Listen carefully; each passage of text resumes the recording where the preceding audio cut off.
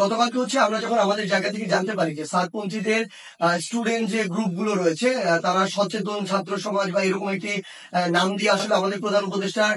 যে বাসভবন অর্থাৎ যমুনা এটি ঘেরাও করার কিংবা এর সামনে অবস্থান কর্মসূচি নেওয়ার একটি পরিকল্পনা করে, তখন আমরা আমাদের জায়গা থেকে তাদের মধ্যকার যে সমস্যাগুলো এই সমস্যাগুলো সমাধানের জন্য দুই গ্রুপের তাবলিগের অর্থাৎ সাতপন্থী গ্রুপ এবং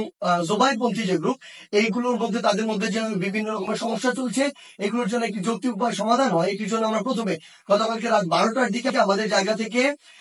বিশ্ব অর্থাৎ আমাদের টঙ্গী যে পশ্চিম সাইডে যে মসজিদটি রয়েছে ওই মসজিদের ওইখানে যাই, যেখানে সাতপন্থীরা এখন অবস্থান করছে। সেই জায়গাটিতে আসলে আমরা গিয়ে তাদের সাথে রাত 12টা থেকে প্রায় 2টা পর্যন্ত কথা বলি এবং তাদের জায়গা থেকে তারা যে চিন্তাটি করেছিল সকাল 10টায় এখানে তারা অবস্থান কর্মসূচি ঘোষণা করবে এরকম একটি কথা ছিল এবং তারা বলেছিল এটি কেন, কারণ তারা মাওলানা সাদ সাহেবের ভিসা চায় এবং তারা তাদের জায়গা থেকে 5 দিনে জোর করার 20 থেকে 25 তারিখ পর্যন্ত জোর করার একটি দাবি জানায়। আমরা আমাদের জায়গা থেকে সেখান থেকে যে সিদ্ধান্তটি নিয়ে আসি সেটা হচ্ছে একটি সিদ্ধান্ত,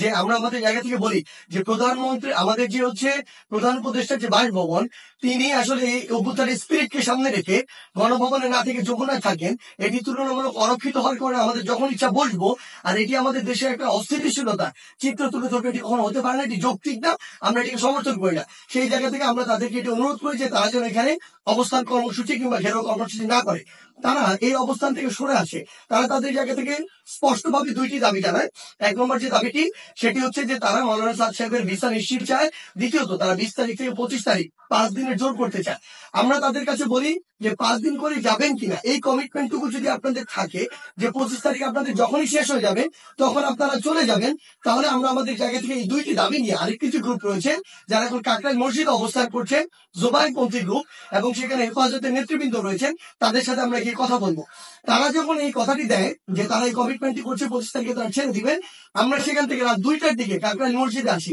সেখানে আমাদের জোবাইরপন্থীদের যারা মাওলানা রয়েছেন, যারা সিনিয়র নেতৃবৃন্দ রয়েছেন তারা ছিলেন, হেফাজতের যারা সিনিয়র নেতৃবৃন্দ মাওলানা মাদুনুল হক সাহেব, মাওলানা মাহফুজুল হক সাহেব, তারা ছিলেন, সকলে ছিলেন। আমরা যখন তাদের সাথে আলোচনা করছি রাত 2টা থেকে 3টা যখন ক্রস করে যাচ্ছে, তখন এই আলোচনা চলাকালীন সময় আমাদের কাছে ফোন আসে যে সাতপন্থীদের যে গ্রুপটি রয়েছে সেখান থেকে তারা তাদের জায়গা থেকে ওই যে আরেকটি যে মাঠ রয়েছে, যে মাঠটি হচ্ছে ইস্তেমার যে মাঠ, যে মাঠটি সেদিকে যাওয়ার জন্য তাদের 10, 15, 20 হাজার মানুষ আসলে ওই রকম একটি তাদের পরিকল্পনা কিংবা মুভ দেখা যাচ্ছে। আমরা সাথে সাথে সাতপন্থীদের যে মাওলানা আব্দুল্লাহ সহ আরো 2জনকে ফোন দিয়ে বলি যে আপনাদের সাথে এটি কথা হয়েছে যে আপনারা 10টা এখানে বসবেন না এবং আপনাদের 2টা দাবি নিয়ে আমরা আমাদের জায়গা থেকে এখনই আরেকটা গ্রুপের সাথে কথা বলবো, কালকের মধ্যে অর্থাৎ আজকেই আপনাদের 2 গ্রুপের বসার ব্যবস্থা করব, মাওলানা সাদ সাহেবের ভিসা বা এই সংক্রান্ত আলোচনা সেখানে হবে। এই যে আমাদের 5 দিন যে আপনারা থাকতে চাচ্ছেন এই কমিটমেন্ট যদি আপনারা দেন সেটি নিয়েও সেখানে আলোচনা হবে। যখন আমরা জানতে পারি তাদের দিকে মুভ করছে, আমরা তাদের স্পষ্ট করে বলি আপনারা যদি সেদিকে মুভ করেন আমাদের আলোচনা চলাকালীন, তাহলে আপনারা আমাদের আলোচনাকে অসম্মানিত করছেন এবং আমাদের প্রতি যে শ্রদ্ধাটুকু রাখা উচিত আপনাদের সেটুকু আপনারা রাখছেন না। সেটি যদি করেন তাহলে আপনাদের পক্ষে আমাদের অবস্থান থাকবে না, একদম ক্লিয়ার বলে দিই। এবং আমাদের জায়গা থেকে এরকম কোন মেসেজই ছিল না যে আপনারা ওইখানে চলে যান 5 দিনের জন্য অবস্থান নেন। এটা কোনোদিন আমরা একটা প্রতিনিধি দল কখনো বলতে পারি না।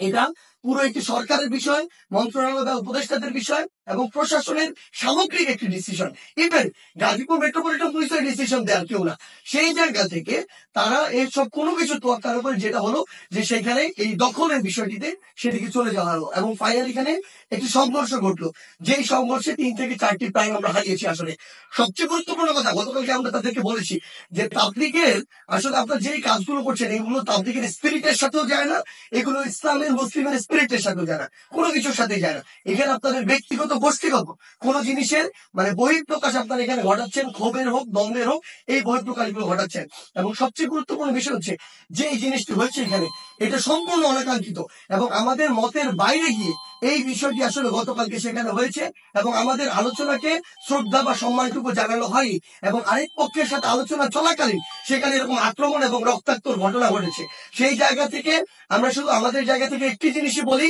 আজকে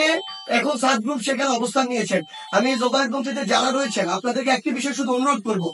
যেটি গতকালকে রাতে তারা ঘটিয়ে ফেলেছেন বা বিভিন্ন ভাবে ঘটে গিয়েছে সেই একই জিনিসের জন্য বড়ভাবে আর পুনরাবৃত্তি না হয়। কাউকে না কাউকে আসলে এই পরিচয়টুকু দিতে হবে যে আপনি যে তাবলিগ দিনের প্রচার ইসলামকে ধারণ করেন, এবং এটার জন্য আমাদের এই রক্তারক্তিটি এড়াতে হবে। আমরা যেন এই মনে না করি যে এখানে জীবন দিয়ে দিব আর শহীদ হয়ে আমি জান্নাতে চলে যাব। আমরা আমাদের ক্ষুদ্র জ্ঞান থেকে মনে করি এটা শহীদ হয়ে জান্নাতে যাওয়ার কোনো জায়গা হতে পারে না, এটা কোনো উপায় হতে পারে না। বরং এটা তাবলিগের মধ্যে, ইসলামের মধ্যে, মুসলিমের মধ্যে, দেশের মধ্যে একটি বিশৃঙ্খলা সৃষ্টি করা হচ্ছে। আমরা প্রশাসনকে উদাত্ত আহ্বান জানাই আমাদের জায়গা থেকে, গতকালকে যারা এটার সাথে সংশ্লিষ্ট ছিল, জড়িত ছিল, তাদের দৃষ্টান্তমূলক শাস্তি দিতে হবে। তারা যদি ইভেন কোন একটি গ্রুপের সর্বোচ্চ নেতা হয়, তার বিরুদ্ধেও যথাযথ ব্যবস্থা নিতে হবে, আইনের আওতায় নিয়ে আসতে হবে।